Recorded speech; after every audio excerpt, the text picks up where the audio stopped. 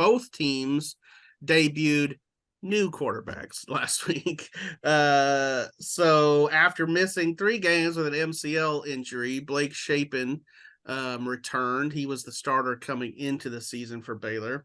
And Shapen played well. He rushed for a score. He threw for a score. Just, made some heady plays during that rally for the Bears. Meanwhile, the Red Raiders are in a different situation as they had to turn to their backup it's Behren Morton, correct, Don? Behren Morton, correct. Yeah. Yep. Just want to make sure I pronounce that right. And Tyler, say his name. Shough. Yes. After the starter, Tyler Shough went down with a broken leg against West Virginia. So, Don, I'm going to start with you. How does this Red Raider offense change under Morton? Not substantially. Probably the biggest difference with the offense with Morton compared to with Shough is maybe a little less quarterback run game because Tyler Shough is 6'5" and he's 230 or more pounds. You would not think so or expect it just looking at him, but he's a guy who has been an effective runner. Has pretty good speed and is just a big, brawny, physical guy. And the early first month of the season, the QB run game was a significant part of the offense.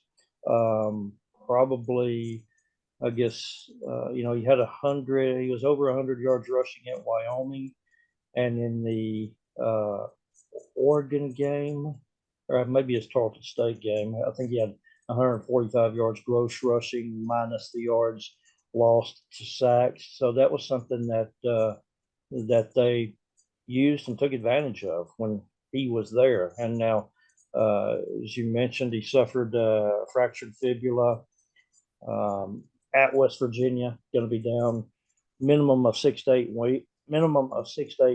I think the reality is it's probably a season-ending injury. Probably won't be back this year.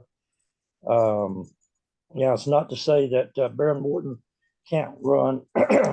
Can't run effectively because he's a mobile quarterback too. But now the guy behind Behren Morton is a true freshman, so they do not want to get another quarterback hurt. That's not to say that Behren Morton won't run, but that's his bread and butter and the thing he likes to do best is throw the football. And one of the things really one of the reasons that that maybe he has not won the starting quarterback job previously is he's been a little too predisposed to throw the football maybe for Zach Kittley, the offensive coordinator's liking. Because when they said, Behren Morton's a guy, he's young, kind of fearless. He'll occasionally throw from the crazy arm angles, so people kind of reminds people of Patrick Mahomes in that regard. So he's the guy that the fans have been clamoring for. Anytime Tyler Shough has not been perfect over the last couple of years, folks have been put in Morton. He's a more talented young guy. But I think the thing about it was, and Zach Kittley said this, there are times when he would maybe not see the run game opportunity, or would see the run game opportunity and would still check into a pass. So they liked the way Shough ran the offense, pre-snap recognition, those sorts of things.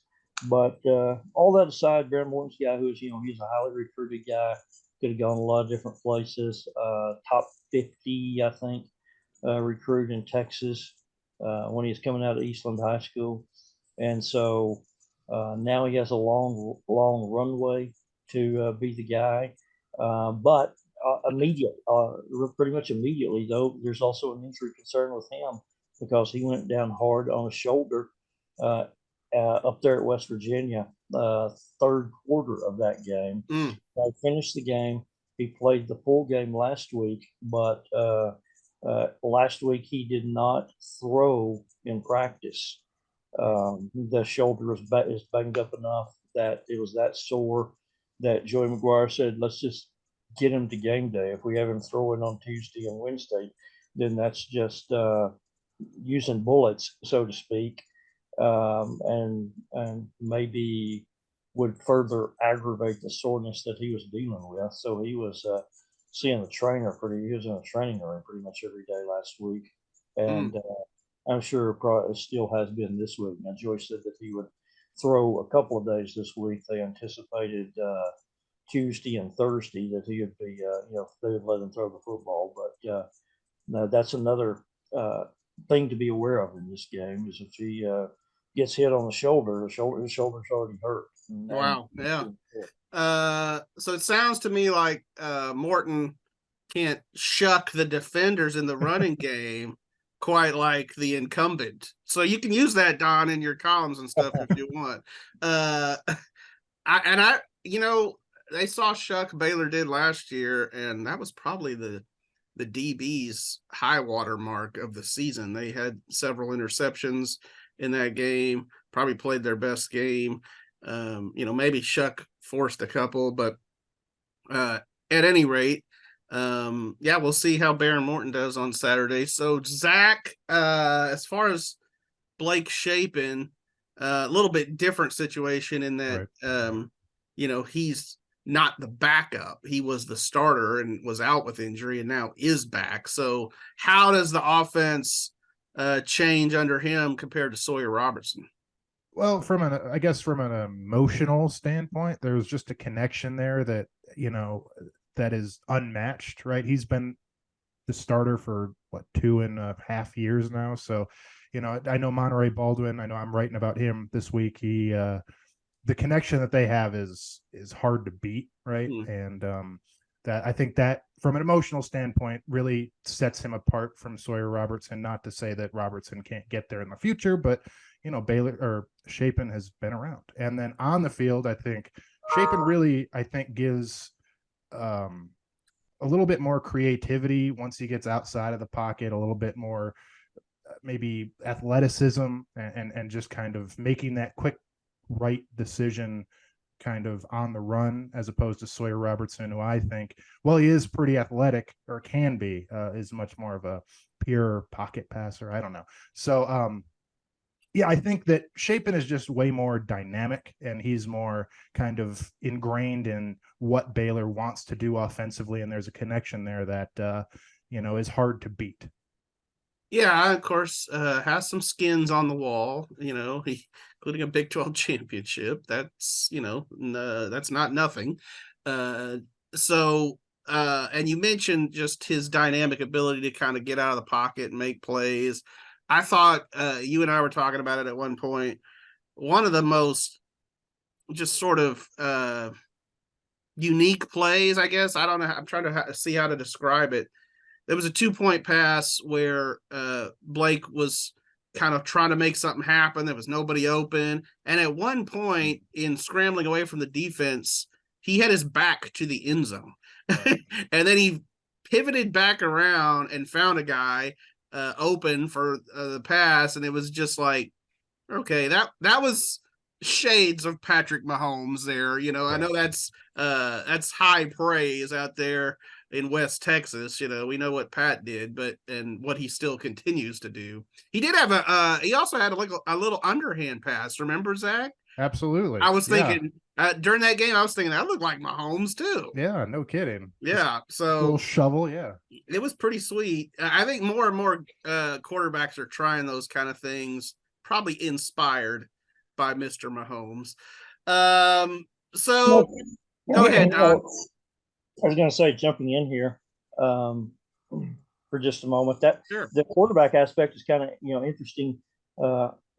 Interesting out here. Now, I guess obviously if Blake Shapen back, maybe Sawyer Robertson doesn't get in the game on Saturday, or doesn't get in the game as much. But he's a Lubbock guy. Went to Lubbock Coronado, and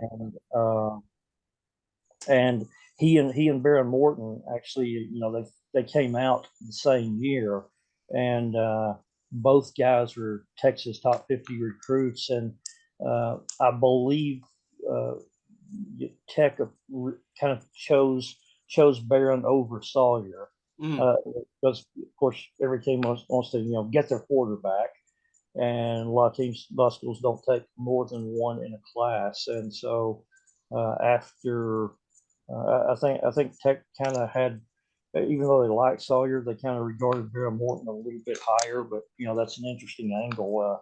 And whatever Sawyer Robertson winds up playing in the game against Texas Tech, there'll be a lot of kind of local intrigue out here in Lubbock, because again, Lubbock Coronado guy, and he has deep Texas Tech roots because his aunt and uncle are both former Texas Tech basketball players.